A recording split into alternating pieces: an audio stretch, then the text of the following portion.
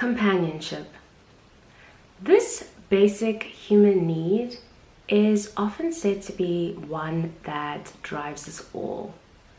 Whether we seek it with pets, friends, or partners, there's often truth to that cliché, no man is an island. In the city of Tokyo, Japan, in 2009, the search for companionship would leave behind it a trail of well-prepared meals and poorly discarded bodies. Ultimately, the search for marriage would lead not to marital bliss, but instead only to murder.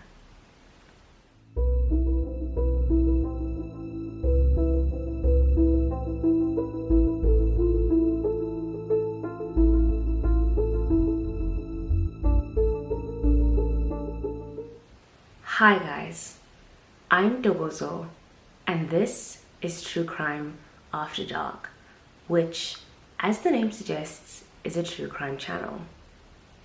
Before we begin, please note that all information presented has been gathered from publicly available sources. All views that are expressed on this channel constitute my own opinion and should not be relied on for any purpose. The aim of this video is to inform and to see what lessons we can take from the case being discussed.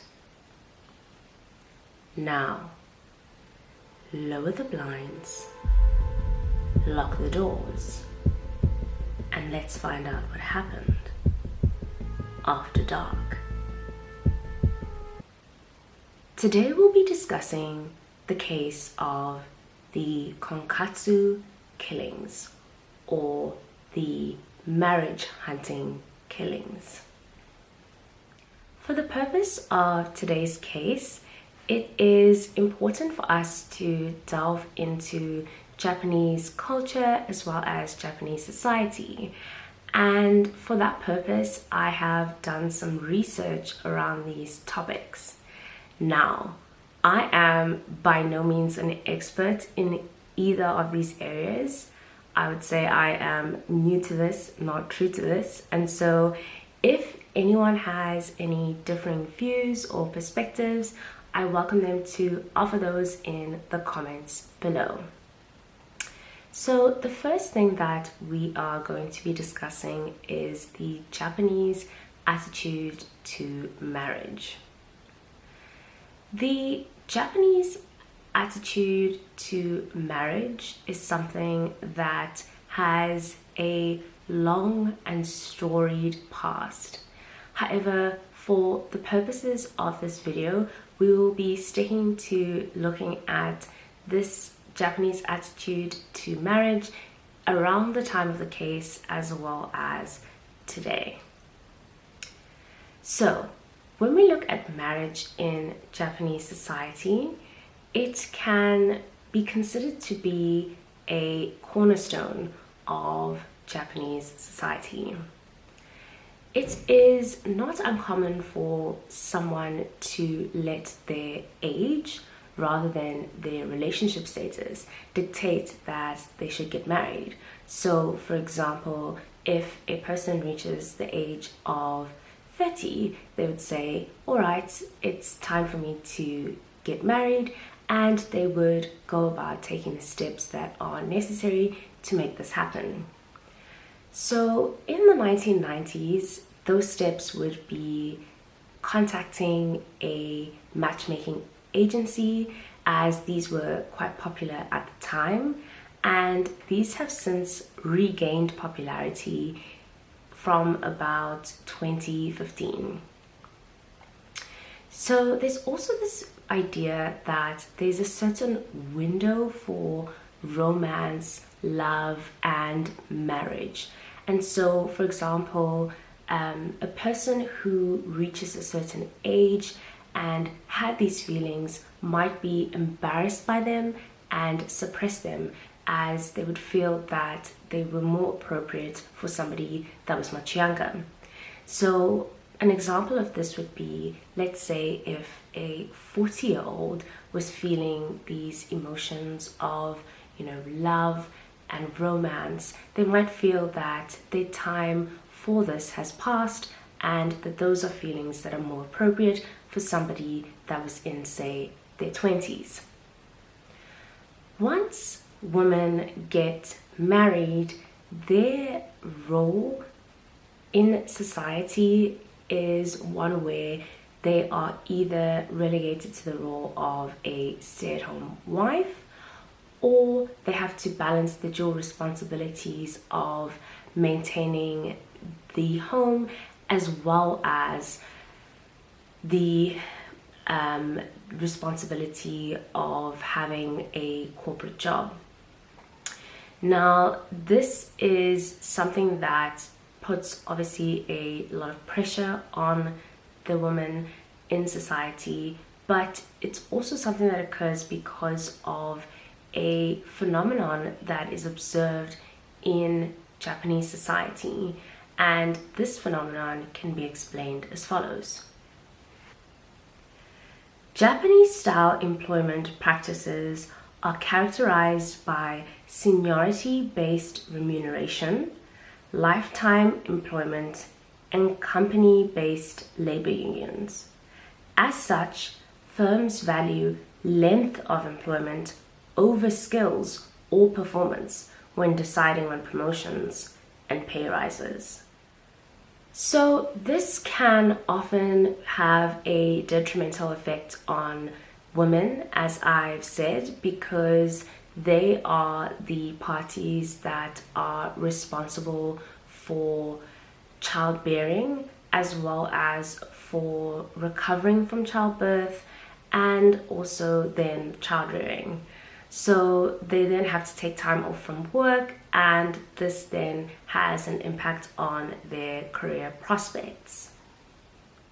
This has led to a drop in marriage rates in modern times in Japan, and this has resulted in a increase in celibacy. And the reason for this is that it's often observed that in Japan, other forms of companionship or relationship are typically not pursued outside of marriage. And the combined impact of this is that there's also been a drastic drop in the birth rate. Now, these are just some high-level observations of the attitude to marriage in Japanese society, as I've said, and these are just based on my personal research, and these are things that will come into play as we talk about and explore the themes that come up in this case. Now, let's get to discussing the victims of today's case. Unfortunately, due to the manner in which crime is reported upon in Japan, there was very little information that was available about the victims themselves, and it was actually not possible to even find pictures of the victims. Now, this did not deter me from telling as much of their story as I could find, and also trying to delve into the themes that this case brought about and explored. So I just want to prepare you that there are going to be some instances where information is more, something that has been deduced rather than something that was, outright told, but that is because of the manner in which the case was reported upon. The first case was that of Takao Terada. 53-year-old Takao Terada was a resident of Tokyo, Japan. Little is known about him, but what can be surmised is this. He was likely to be a reserved man who met a woman online who he then entered into a relationship with.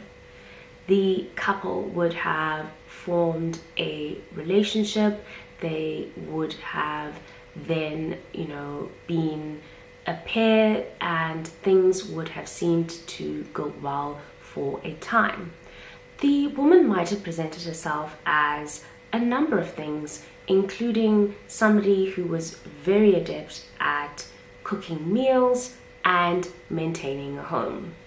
Now, these would have been qualities that would likely have appealed to Terada. All of this would have seemed like the relationship was going well up until January 2009, when Terada was found dead in his home. The cause of his death was carbon monoxide poisoning. A coal stove was found in his apartment, and there were also briquettes that were found to have been burned, and these were found to have produced the carbon monoxide fumes that had been the cause of death. What was also found was that Terada had transferred 17 million yen, which is approximately $107,000, to the woman that he was seeing at the time. What was odd was that when an autopsy was done, he was found to have 10 times the necessary dose of sleeping pills in his system. So while police initially thought that Terada had taken his own life, soon it would emerge that there was more going on and more cases would follow.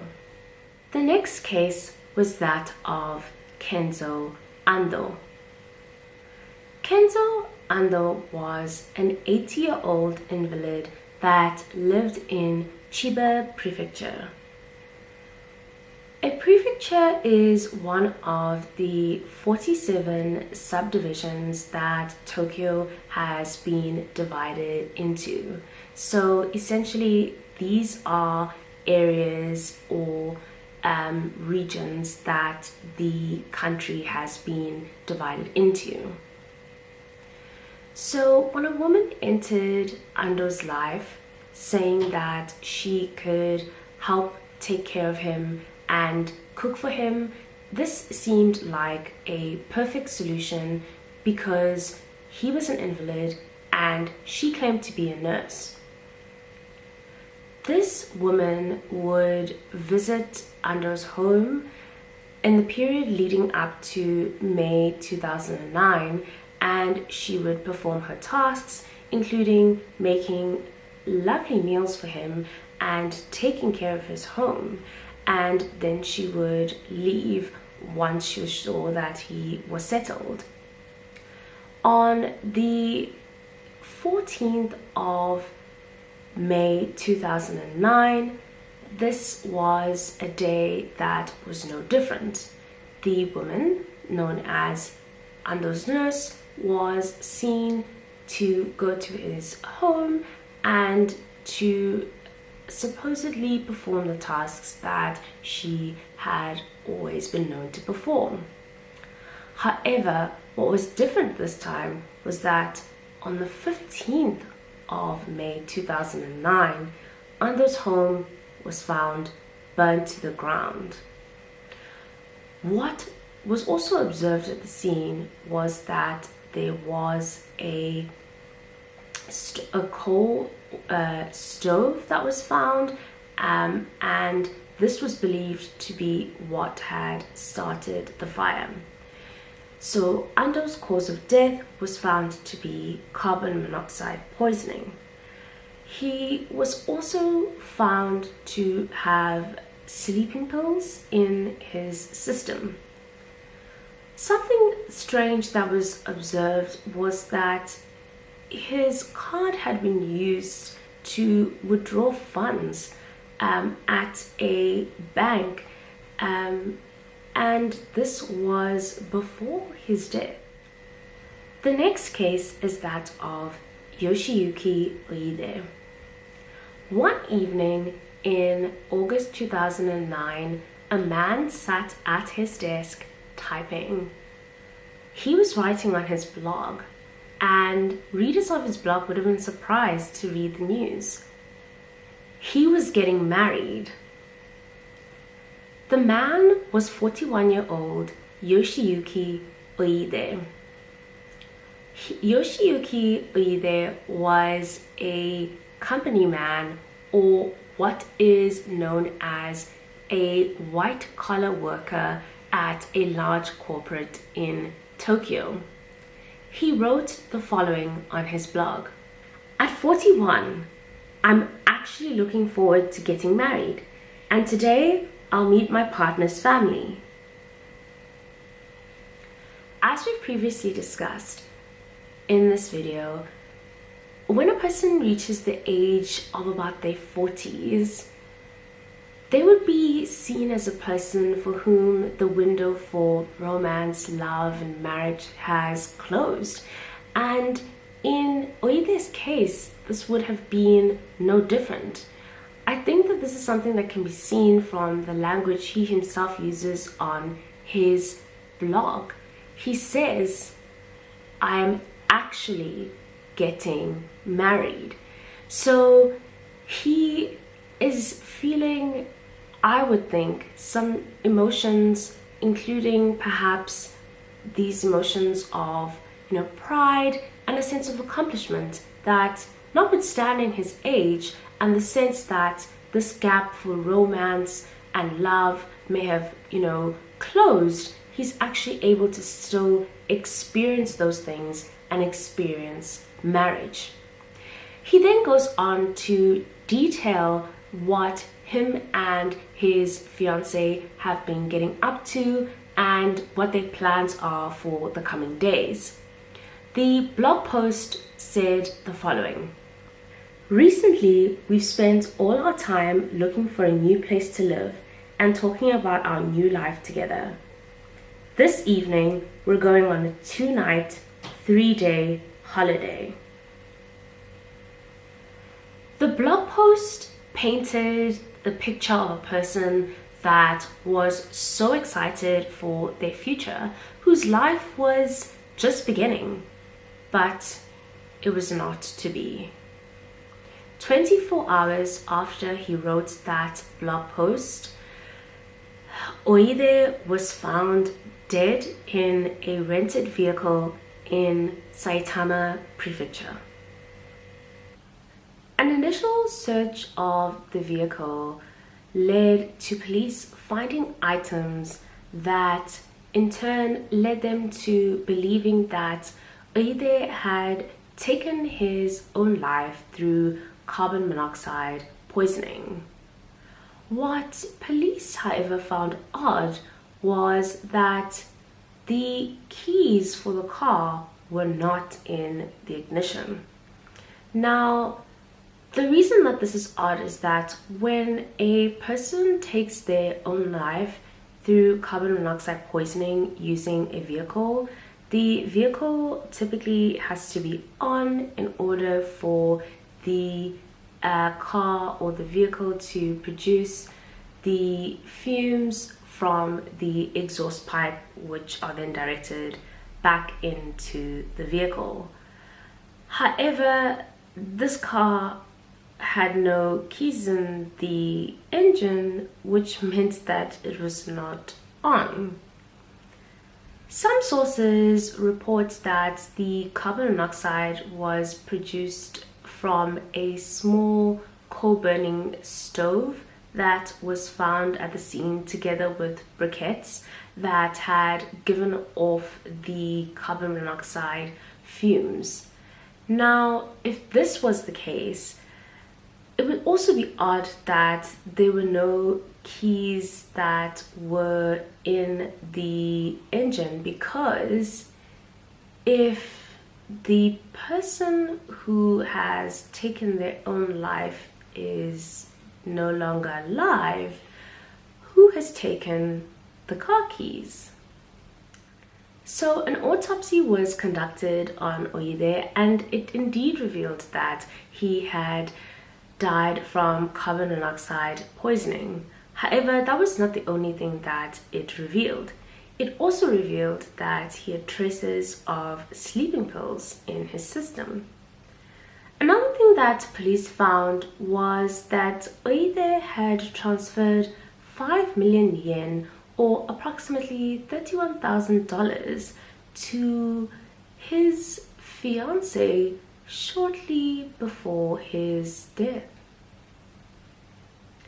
Now, when police began investigating these offenses, they had all looked like incidences where the victims had taken their own lives using carbon monoxide poisoning in a manner that was becoming increasingly common at the time.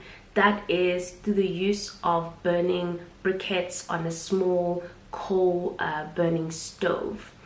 Now, when police then dug further into each of the cases, they actually found the following. In the case of Terada, he had passed away from carbon monoxide poisoning, likely after meeting a woman online and entering into a relationship with her.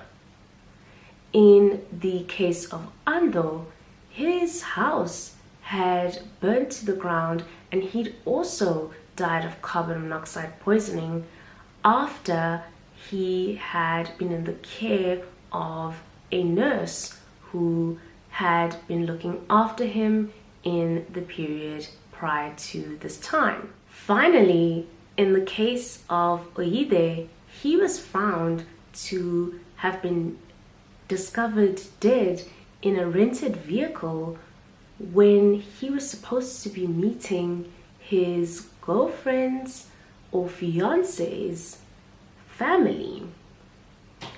In each of the cases, police also found that money had either been transferred to or withdrawn by a woman. Now, police also found that each of the victims had traces of sleeping pills in their systems at the time of their death.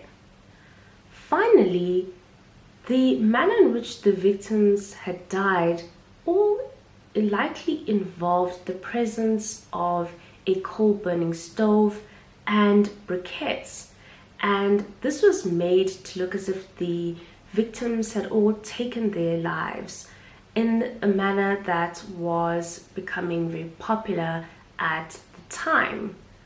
However, it soon emerged that this was something that was done by the crime's mastermind in an effort to hide their true motives. So who was this crime's mastermind? The crime's mastermind was a 35-year-old woman by the name of Kanai Kijima, and her crimes earned her the moniker or the name the Konkatsu Killer, or the marriage hunting killer. Kijima is a woman with a very interesting history and past, and there's a lot of information that is available about her when compared to her victims. In going through the information that is available, it is my hope that we can try and learn more about this case, as well as some of the ideas that she as a woman challenged, but also this whole case challenged. Kijima was born in 1974 and raised in Nakaishibetsu, Hokkaido. She was born to and raised in a middle-class family. Despite this, she dipped her toe into criminal waters from a very young age. One of the first crimes for which she was convicted was the theft of 8 million yen, or approximately $50,000, with the help of her boyfriend, who was in his 40s. This was not the first crime for which she was convicted, and while she received probation for this first offense, she would go on to commit other offenses in her teens, including fraud and shoplifting.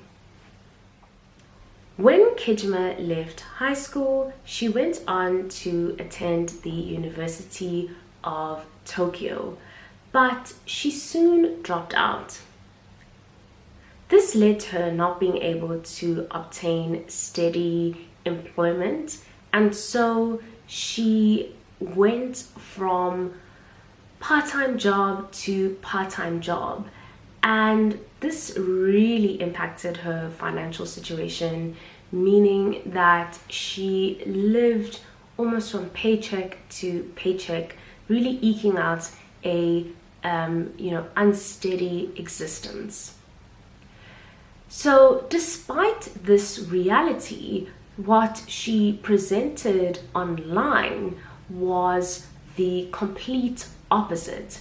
She ran a blog in which she presented herself as a talented cook and somebody that had access to and somebody that, was surrounded by fine jewelry and fine clothes. All of this while living in a cheap rented flat. So when Kejima, realized that this was her existence, she decided that she was going to move on to romance scams. Kejima first stepped into romance scams when she met an elderly man who seemed to be the solution to all of her financial problems. Now, this elderly man entered into a relationship with her. During the course of their relationship, this man gave her about 100 million yen, which is approximately $630,000. Now, this was something that Kejima said that she did not have a problem with and something that she did not see as inappropriate. To quote her, she said the following: "I lived a luxurious life when I was young, so I can't lower the quality of my life." When the elderly man died, Kejima decided that this would be how she would go about making her living. She would find a man that would support her and be the solution to all her financial problems. So she went about creating a profile on a matchmaking website, and this is when she developed her scheme. Here she would find men to date, and she would use them to fund her lifestyle, and then she would discard them when she was done. So when she was on the matchmaking website, what she would do was she would emphasize her more attractive features, so zooming in on her eyes and her lips. When she showed up to dates, she would do so in very form-fitting dresses that showed her cleavage, and she would do so driving a red Mercedes-Benz. Now, sometimes the men that would chat with her on these sites were disappointed in her appearance, but Kejima would use her skills and she would lure them in, and they would end up in relationships. And what she would thereafter do is that she would convince them that they were at the stage of the relationship that they were going to get married. She would ask for money to assist with wedding expenses, and if they were lucky, she would disappear without a trace. She's said to have run this scam approximately 20 times, and this netted her about 2.2 million yen, or about $16,000.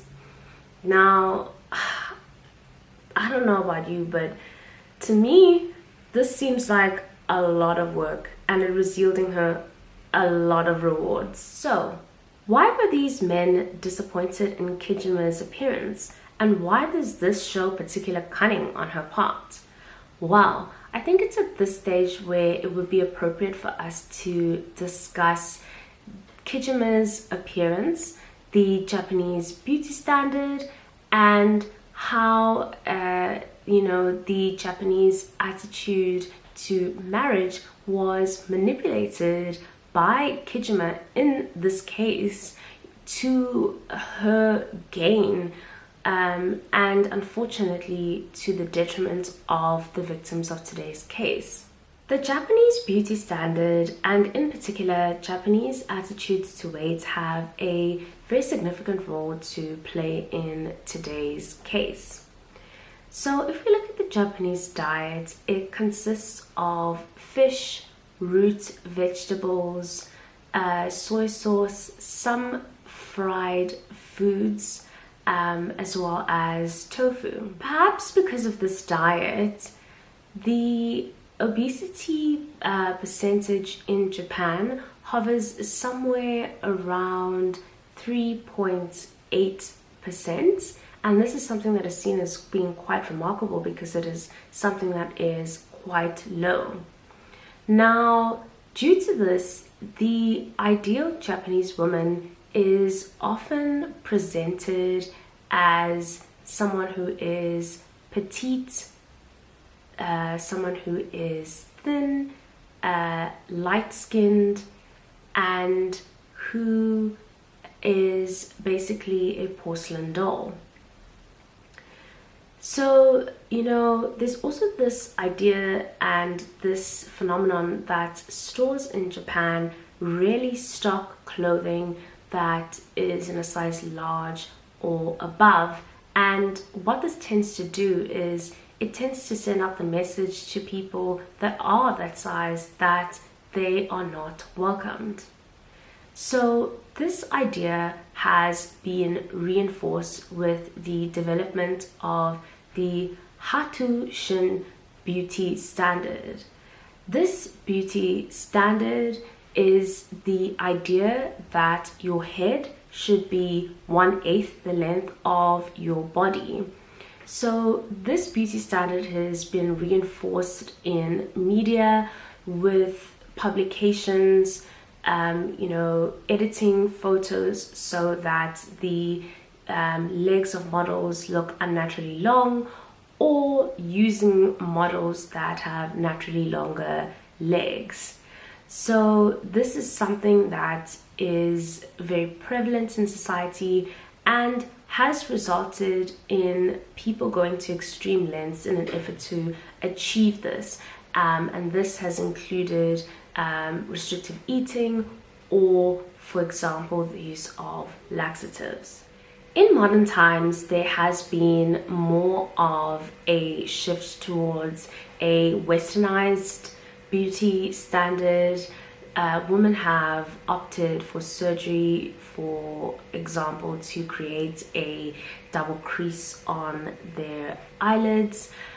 And there's also been the option for women to engage in tanning, which was something that was previously never engaged in at all, because it was something that was previously associated with being outside for long periods of time doing labor, and I think looked down upon, and that view is, I think, now changing. If we consider Kijima, she is a woman that does not fit the Japanese beauty standard. So some sources have described her as thick-set, some have described her as plain.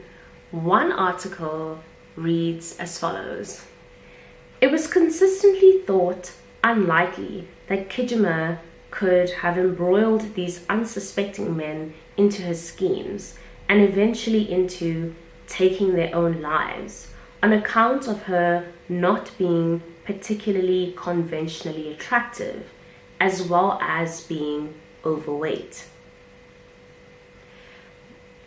That description of her led to something that is not really common, I think, in Japan in murder cases, which is a morbid curiosity with the perpetrator of the murders or the crime, and a decided lack of sympathy for the victims in the case.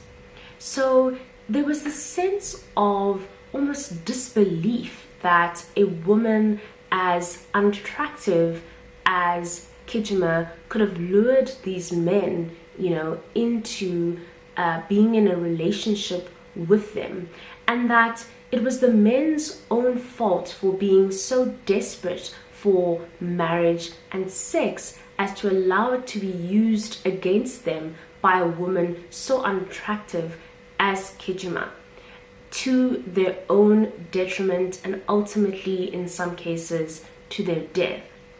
So, one woman said the following: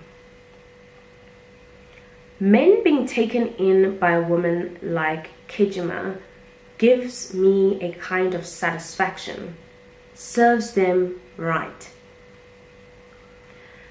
So I think that this is a very non-typical response. I think that in criminal cases, typically the sympathy is with the victim, and as it should be, it's typically with the party who has lost their lives, because we as a society don't condone people's lives being taken away. One of the things that this case brought about, or the ideas in Japanese society that it confronted, is that one does not have to be conventionally attractive to be cunning.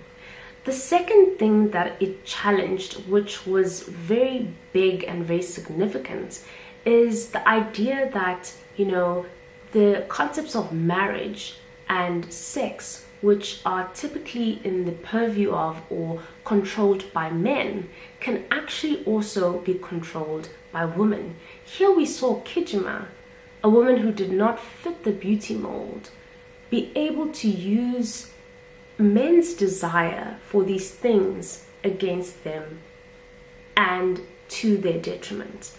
And I think that is why people were so interested in this case and so fascinated by this case, because they couldn't look away. It was something that they couldn't understand in their context, and something that challenged the pre-existing notions of their context. The ideas turned society's beliefs on their heads, so much so that over 1,300 people lined up for the 49 seats that were available for the trial of Kanai Kijima. So what happened at the trial, and what actually came of, the evidence that was against Kijima? The case against Kijima developed when it became clear that she was the woman that was in close proximity to each of the victims shortly before their deaths.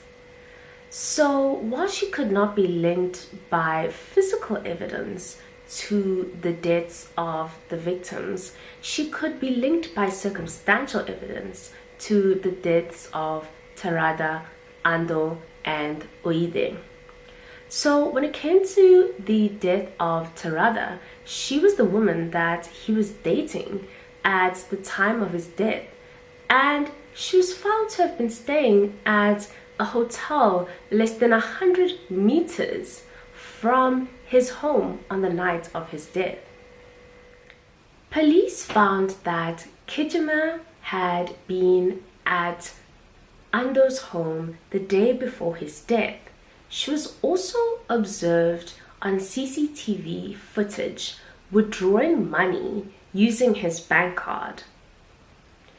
When it came to Oide, she was his fiancée, and she was the woman to whom he had transferred money to shortly before his death.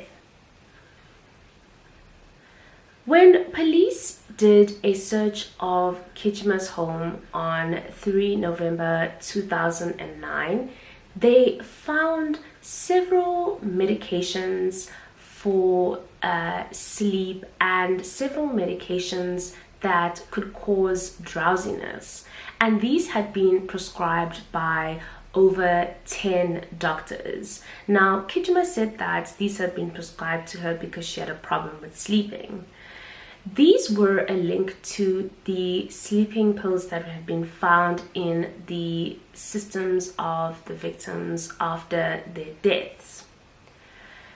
Now, it was also observed or found that Kijima had made purchases of small coal-burning stoves as well as briquettes, and these were the instruments that had been used to set up the scene to make it seem like each of these victims had taken their own lives. When it came to the motives for her crimes, there are two possible motives that have been suggested. The first motive that was suggested was that Kijima wanted to maintain her luxurious life, and she couldn't do that while having her sporadic jobs, and so this was the only way she knew how. And in order to avoid having to pay back her victims, the only way she saw out was killing them. The second motive that is suggested is that she was in a relationship with someone at the time, and this person was sickly, and that she was using all these funds that she was getting from scamming to actually fund this person's medications and their treatment. There is some evidence that's provided of this because there's a man that is mentioned and linked to her and who died, shortly after, the deaths that occurred in this case. However, if I consider the case, I lean more towards the first motive. If we look at Kijima's own words, she says that she's used to a life of luxury and that she can't essentially downgrade now. When it came to her defense, she basically said she was not guilty of any of the crimes which she had been accused of, and that all of these men had taken their own lives when she had ended the relationships between them. So the court found Kijima guilty of 3 counts of murder, fraud, and theft, and she was sentenced to death by hanging. This, however, would not be the end of Kijima's story. Kijima is suspected of the alleged murder of 4 other victims for which she has not been convicted. They are the following. The first is that of Sadao Fukuyama, who was a shopkeeper in Chiba Prefecture. He loaned her 74 million yen, approximately $490,000, and he was found naked and dead in his home. The second is that of Hideki Murayama. So he was discovered face down in a stream. And the next is Kazumi Yabe, who was found dead after being the victim of an alleged fishing accident in April sometime. And finally, the last is an unnamed journalist who was killed in a train accident. They were, or he was run over by a train sometime in May 2004. So when it comes to Kijima, she continues to be a figure of controversy even from behind bars, as she has yet to be executed. She runs a blog from behind bars where she talks about the food she likes, the men she likes, and her experiences. So since she has been arrested, she has changed her name to Doi, and she has been married twice. And this is an indication to me that she continues to weave her spell over men, seemingly unrepentant of the crimes that she has committed. When it comes to Kijima's story, it has actually inspired a novel. It is called Butter, and it's a novel of food and murder written by Asako Yuzuki, and it has been translated into English. It actually explores some of the themes that we have discussed today. Finally, in closing off today's case, I just want to add that in discussing Kijima and her actions, I am in no way condoning her actions. I think that murder is reprehensible. I think that today's case was a study of society and how it reacts to murder, in as much as it was about today's victims. And if anybody has, some views, I would love to hear them in the comments below. So that's it for today's case coverage. If you took something from today's case, give this video a like, comment below if you have something to say, subscribe if you're new, stay safe, and I'll see you next time. After Dark.